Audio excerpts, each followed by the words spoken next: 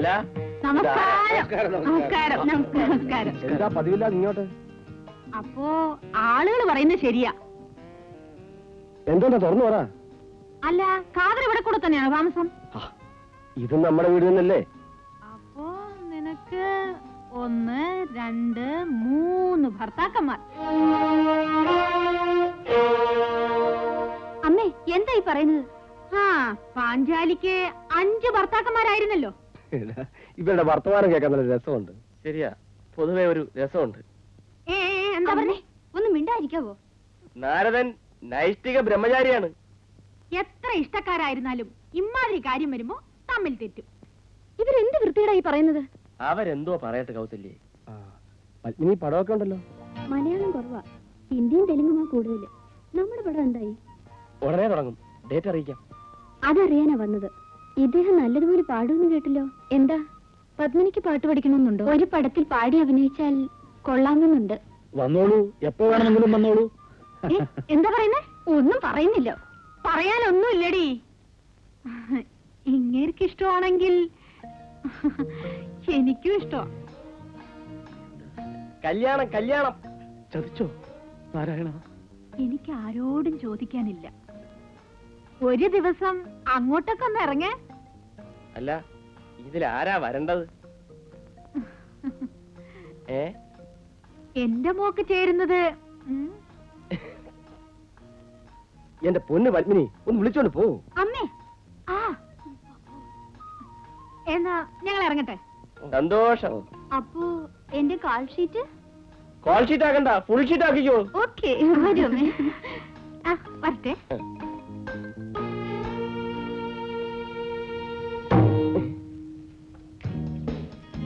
AC எல்லாம் of பண்ண. என்ன வீடெல்லாம் பத்திரம், ஜாக்கிரதை. ஏய் சோம்பேறி பசங்களா, சீக்கிரம் வாங்கடா. காலையில 7 மணிக்கு ஷூட்டிங். சேருங்கடா. அப்படியே எந்த சேர கூட எடுத்தோ. ஏண்டா டோர் திறந்து வைக்க கூடாது? அறிவு கட்ட முண்டம். நம்ம தான் பாக்கணும். மக்களுக்கு இருக்கும். சீக்கிரம் ஏடி, முடிச்சிட்டு நிக்காம. காஸ்டியூம்ஸ் எல்லாம் எடுத்து வச்சாச்சுல?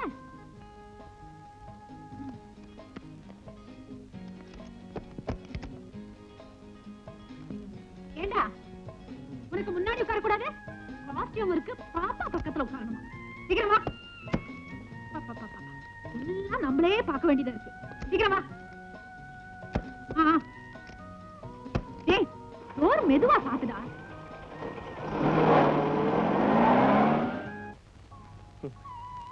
ഇത് ആര് കണ്ടാലും അടിച്ചത് തന്നെ.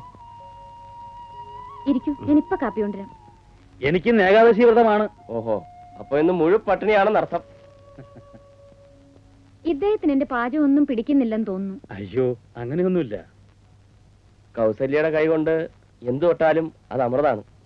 രാവിലെ കിളത്താതെ. ചക്കാത്തി ശാപ്പ അടിക്കുന്നതല്ലേ, ഒരു അഭിനന്ദനെങ്കിലും ഇരിക്കട്ടെ എന്ന് കരുതി. ഇല്ലേതാരാണ് ആള്? വന്നതിലും വളരെ ക്ഷീണിച്ചു അല്ലേ? വല്ല ഇറച്ചിയ മീനൊക്കെ തട്ടണാശാനെ. ഞാൻ പാലും പഴങ്ങളും മാത്രമേ കഴിക്കാറുള്ളൂ.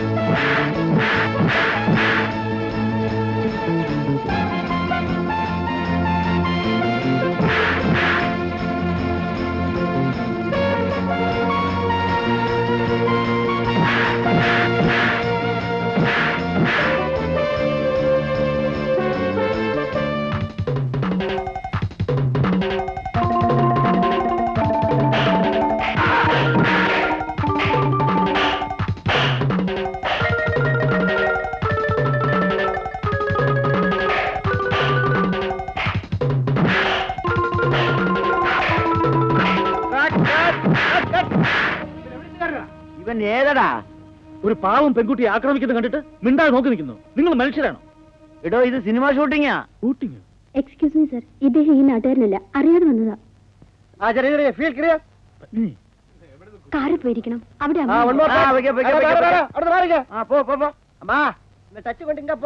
ഖാദറിന്റെ ജീവൻ രക്ഷിക്കുക, മേനോന്റെ ഉണ്ടായിസം അവസാനിപ്പിക്കുക, നിരാഹാര സത്യാഗ്രഹം 18-ാം ദിവസം, ഇൻകുലാബ് സിന്ദാബാദ്, തൊഴിലാളി ഐക്യം സിന്ദാബാദ്. ഖാദർ വളരെ ക്ഷീണിതനാണല്ലോ. മുതലാളി വഴങ്ങുന്ന ലക്ഷണമൊന്നും കാണുന്നില്ലല്ലേ? അയാൾ തൊഴിലാളികളെ മുഴുവൻ പട്ടിണിക്കിട്ട് കൊല്ലാൻ തീരുമാനിച്ചിരിക്കുന്ന തോന്നുന്നത്. മുതലാളിയുടെ കാറ് വരുന്നുണ്ടല്ലോ.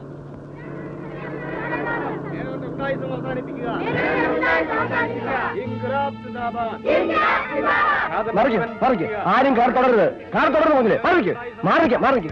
എന്റെ കാറിൽ തൊടുന്നവനോടെ കിടന്ന് പടയും. നിങ്ങൾ പ്രശ്നം പറഞ്ഞ് വഷളാക്കരുത്. നീ ആരാടാ എന്നെ ഉപദേശിക്കാൻ?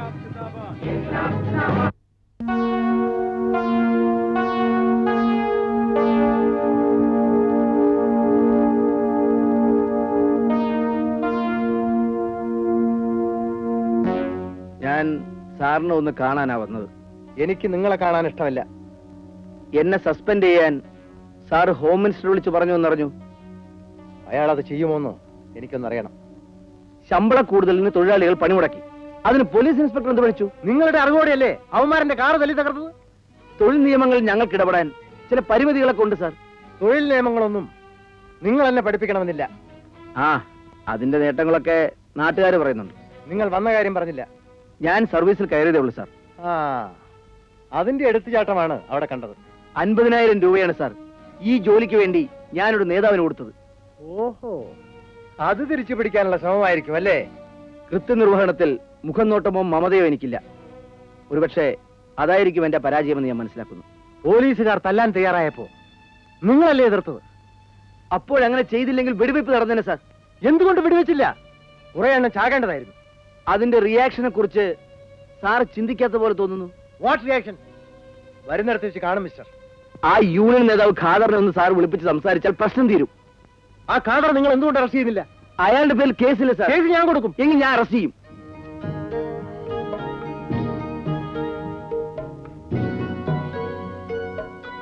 കൗസല്യേ,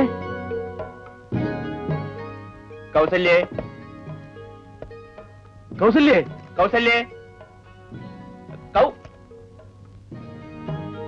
എന്താ ഇത്? പേടിപ്പിച്ചു കളഞ്ഞല്ലോ. ഞാൻ കരാട്ടെ പ്രാക്ടീസ് ചെയ്യായിരുന്നു. ഇവിടെ പെണ്ണുങ്ങൾക്ക് മാനമായി കഴിയണമെങ്കിൽ കുറച്ച് കരാട്ടയോ കളരിപ്പയറ്റോ പഠിക്കാതെ പറ്റില്ല. കരാട്ടയോ? കരാട്ടെ അത് പറഞ്ഞു കേട്ടപ്പോ എനിക്കും കുറച്ച് അഭ്യസിച്ചാ കൊള്ളാമെന്ന് തോന്നുന്നു. ഞാൻ പഠിപ്പിക്കാം. കരാട്ടെ കൗസല്യ ബഹുമെടുക്കുക. അല്ല, കാതർക്കായ കാണാറേയില്ലല്ലോ. നിങ്ങളുടെ പണിമുടക്ക് എന്തായി? അയാൾ തീരെ വഴങ്ങുന്ന ലക്ഷണമില്ല. ഇനി അക്രമം കൊണ്ട് രക്ഷയുള്ളൂ. ഫാക്ടറി കത്തിച്ചു, മുതലാളിയുടെ കാറ് തകർത്തു, എന്നിട്ടും തീർന്നില്ലേ? അവകാശത്തിന് വേണ്ടി സമരം ചെയ്യുമ്പോ അക്രമം ശരിയാണോ ഖാദറെ? ഏതായാലും നാളെ ഒരു ബന്ദിനെ ഞങ്ങൾ ആഹ്വാനം ചെയ്തിരിക്കുക. കഴിഞ്ഞ ആഴ്ചയല്ലേ ഒരു സമ്പൂർണ്ണ ബന്ദ് നടന്നത്? അയ്യോ, അന്ന് വെള്ളം പോലും കിട്ടാതെ ഞങ്ങൾ കുറെ വലഞ്ഞു. അടുത്ത ബന്ദിന് ഒരൊറ്റ എണ്ണത്തിനെ പുറത്തിറക്കില്ല. അത്രത്തോളം ജനങ്ങൾക്ക് കഷ്ടപ്പാടും ബുദ്ധിമുട്ടും ആവില്ലേ ഖാദറെ? ജനങ്ങളെ എത്രത്തോളം കഷ്ടപ്പെടുത്തുന്നോ അത്രത്തോളം ആ സമരം വിജയിക്കും. നാളെ റെയിൽവേ മൈതാനത്ത് ഒരു സമര വിശദീകരണ പൊതുസമ്മേളനം വെച്ചിട്ടുണ്ട്. കഴിഞ്ഞ മീറ്റിങ്ങിന് ആള് തീരെ കുറവായി പോയി, നാണക്കേടായി പോയി. അതിനല്ലേ ഇത്തവണ ക്യാബറ ഡാൻസ് വെച്ചിരിക്കുന്നത്. പാർട്ടി മീറ്റിങ്ങിന് ക്യാബറയോ? അല്ലാതെ പിന്നെ ആള് കൂടണ്ടേ? എന്താണ് ഈ ക്യാബറെ? ഏയ്, ഇതല്ല. ഇത് നല്ല രസമാ. അതായത് ഞാൻ കൊണ്ടുപോയിക്കോളാം.